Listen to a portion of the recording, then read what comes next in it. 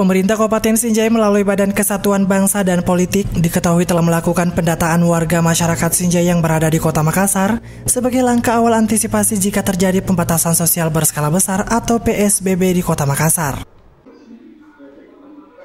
Upaya ini ditempuh pihak Kesbangpol jauh-jauh hari, mengingat perkembangan kasus penyebaran virus corona di Sulawesi Selatan kian masif, utamanya di ibu kota Sulawesi Selatan. Termasuk warga kita yang ada di Kota Makassar, kemarin atas perintah Bapak Bupati kita sudah melakukan pendataan. Tentunya ini dalam rangka mengantisipasi jangan sampai status PSBB diterapkan untuk Kota Makassar.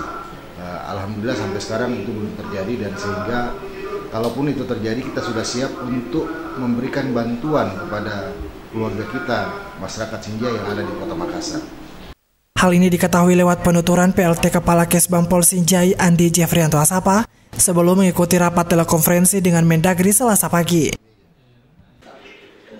Kedepan data masyarakat Sinjai yang berada di luar Kabupaten Sinjai tersebut akan menjadi acuan pendistribusian bantuan jika terjadi PSBB.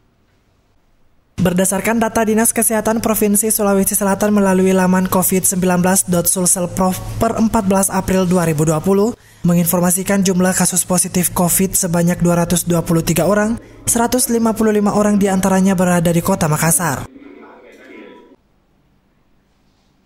Saharudin Hasan, Sinjai TV.